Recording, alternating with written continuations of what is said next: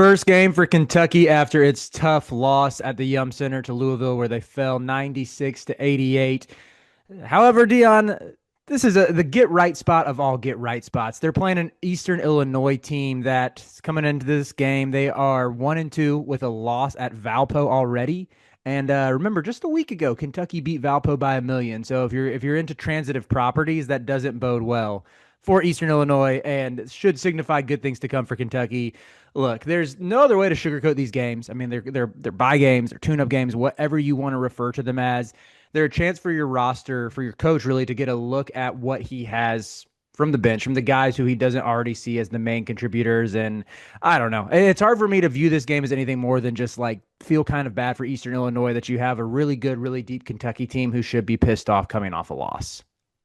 Yeah, I mean, it's definitely not what Eastern Illinois was looking for.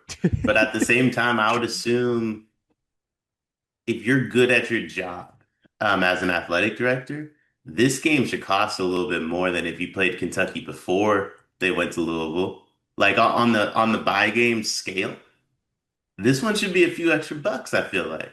So I think that's a good way to look at it. Yeah, that AD, make sure you get your negotiation tactics right and squeeze out a couple extra 100K for coming into town after this one. But what were like some of your we haven't really talked about that Kentucky Louisville game together. I mean, I listened to Greg and Cart, they were on the recap for that one, but I'm curious, what are your thoughts on the Wildcats right now? yeah, I mean, first off, G and Card did a phenomenal job on that recap. That's special. I love, I mean, I'm just like everybody else. I love when we get a good hour-long recap, Hmm. and that one was special. But I thought Kentucky looked good for what they were dealing with. My thoughts on it mostly were that I thought, what's the best way to describe it? I just thought we got a really, really special Louisville performance, and I Hmm. thought like I don't want to say it overshadowed, but like it wasn't the end of the world. The way Kentucky played is what I would say. Um, but like with that in mind, with that in mind, they got some stuff to clean up. Some of the stuff they have to clean up is health, and I kind of look at it like really good Louisville performance. I'm okay with Kentucky's performance because people weren't healthy. Hmm. G's made a good point. Are we sure they're ever going to be healthy? Yeah, right, right. You might just have to make do with what you have. And, I know Greg and Cart hit on a lot of the good points about how this Kentucky team is still looking for an identity. Greg sided with Cam Williams not getting in until 10 minutes ago in the second half. That Pope might have just been looking for solutions. However, I think you can still have some meaningful takeaways on the positive side. Getting an incredible Denzel Aberdeen game, that's something that I want to see him continue to build on. I've gone on record saying this either on some full episodes or maybe even in shorts that I think the best version of Kentucky involves him being their second best player after Ortega. And that kind of factors in the wild card that is Quaintance at this point. But I know Jalen Lowe had all the offseason buzz that he was getting rave reviews in practice that he is the type of point guard who Mark Pope wants to lead this attack. I just think Aberdeen's better. I mean, he has better size. I think he's stronger. You saw against Louisville, just the shot making can really swing a game. It was really him heating up that I thought brought Kentucky back into it. And I just love the positional size that you can get if you're playing lineups with Aberdeen, Colin Chandler, and Ortega at your 1 through 3. I think all three of those dudes, they're like Ortega, we've already talked about, built like a linebacker. Aberdeen's built like a free safety. Colin Chandler's also 6'5", 205. Like, these are Right. three dudes who give you a little bit of bulk on the perimeter that I know they struggled to stay in front of the Louisville guards, whether it was Conwell or whether it was Mikael Brown in that last game. But, again, those dudes just shot out of their mind in front of a home crowd that was hungry for a win after a couple of years of Kenny Payne and Pat Kelsey still getting his feet under him this time last year. So, in terms of what I'm looking for in sort of this get right tune up spot for Kentucky, I want to see how Pope continues to manage this rotation along the perimeter. Do we see more minutes of DA at the one? Do we see Colin Chandler stepping in there and getting more run in terms of just initiating the offense and everything? Or is it still going to be, Jalen Lowe's third game back. I mean, he played 18 minutes his first game against Valpo. Gave you 30 off the bench against Louisville. So I guess theoretically, you're seeing him sort of return to form and get his legs under him. But I don't know. I would just say I'm very curious to see if in these buy games you see one of those perimeter guys, I mean, let's say Ortega's going to maintain his role and sort of get that similar usage and be leaned on as the heart and soul of the team. But between Lowe, Aberdeen, and Chandler, I'm most curious to see, does any of them like truly assert themselves as that secondary playmaker in the backcourt? You know, we Yeah, saw Aberdeen do it against Louisville, but can someone else do it, or is it going to be Aberdeen getting a shot at it again? yeah. I mean, I think when it comes to that, that's a really good point. Also, the element of it that I would bring up too when it comes to low. I'm not saying by any means that I think Kentucky was anticipating blowing out Louisville. No Mhm. shot, right? But I don't think the anticipation was low playing 30 minutes. I think sometimes like you have a number in mind of like how much this guy's going to play coming off an injury. Then you get punched in the mouth Mhm. and you got to figure it out. And I kind of think that's all that really happened there. And it was like, okay, well, we can't lose by 17. So low, you're gonna have to get out there. You're gonna like hopefully you're good. And you know, in the worst case scenario, you just don't play against Eastern Illinois. Yeah, that's a good point. Respectfully to Eastern Illinois. Uh, and I don't think the anticipation going into that game was him playing 30 minutes. Hmm. I Hmm. also think that's why he came off the bench. Yeah, I'm with you. But even still, like, I mean, he had some nice moments. He hit that kind of circus three with the hand in his face, but I still go back to like he was 0 for 3 from inside the arc, and that was his issue at Pitt, was just unable to finish in the paint. You know, he looks really quick and really good when he gets into the lane. He's an awesome passer in terms of throwing lobs and setting it up on the table for this front court to finish above the rim. But I still just like, maybe it's just because I can't completely shake the images of Pittsburgh Jalen Lowe out of my mind, where he was hyper inefficient just for an awful team that wasn't really trying around him. But against Louisville, watching some of those inefficiency question marks come to the surface, 3 turnovers in that game as well. That was where I'm just wondering again, how does this perimeter rotation shake out? Do we see Pope maybe tip his hand a little bit, or maybe Lowe answers any questions in this one? Maybe he only plays 20, 22 minutes, but has a double digit scoring output with 5 or 6 assists to boot, and it's like, okay, we see the vision here now. It's coming a little more clearly. Or does he continue to, I would say, sort of fall behind Colin Chandler and Aberdeen? I mean, Chandler has also been awesome. Chandler is shooting 57% from three right now and looks very much like all the hype we heard about Trent Noah in the offseason. I'm just kind of like, where was this for Colin Chandler instead? Like, we saw Chandler hoop in real games last year. And I know Noah had a couple big games. He had a good game against Tennessee last year. I'm not trying to overlook that. But every time I watch Colin Chandler down the stretch of last season, he impressed me. And I just liked this element of a 6'5" ball handler who's pretty versatile. So I still want to see, who is Pope going to lean on in that backcourt outside of Owe? Yeah, I think that, I mean, I definitely think that's a good question mark.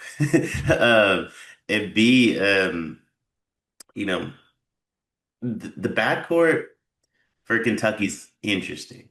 It feels solidified. Mm-hmm. It's one of those things. Sometimes you have too many quarterbacks, Yeah. right? Like when you got three really good quarterbacks, I think you'd prefer just to have one that's like generational. Mm-hmm. Like you'd rather have a Mahomes than three, and I'm not being disrespectful, Detroit fans, Jared Goffs. You know what I mean? Like if you Right. could have Mahomes or you have a roster of Jared Goff, Jordan Love, Brock Purdy, and you have to figure out which one of them you're gonna play, you're like, yeah, I'll just take Mahomes, I think. And I feel like that's kind of where Kentucky's at, not just in the backcourt, but at a lot of different positions, where Yeah, they yeah. have a lot of really good players, but which one's the one that's going to step up? I think, unfortunately for them, the one that's going to step up just it isn't there yet in JQ. Hmm. Hmm. Just in terms of like looking at the front court, in terms of the question marks across the board. No, I mean, I just feel like that's the guy that makes all this make Oh, sense. gotcha. Yeah, yeah. Like, who can really take this team to another level and get them into that national title caliber picture? Yeah, I'm with you on that. Although I will say Malachi Moreno has defied any expectations that I've had of him. Like, he was someone going into the year. I gotta do hand up, Kentucky fans. I thought he might struggle with physicality. I think that was just a miseval on my part. I don't like, this kid's a dog. He was a super high level rebounder in the high school level, and I think I just kind of overlooked that. Like, maybe read too many message boards that insinuated that he was soft. Not soft at all. Like dude can hoop. Dude is much further along than I think I expected. Maybe even more than Kentucky fans expected if they're honest. But again, I gotta tap my chest and say that's on me. And that even to that point of acquaintance as they wait for him to get healthy. I mean, the front court kind of feels like a bigger question mark right now than even the backcourt in terms of roles, just because I would guess most Kentucky fans are watching what Moreno's doing. You know, how he's Mhm. performing really well on both the offensive glass and the defensive glass. Like 15% offensive rebounding rate, 26% defensive rebounding rate. Those are borderline elite numbers. And played pretty well in his 17 minutes against Kentucky, excuse me, against Louisville.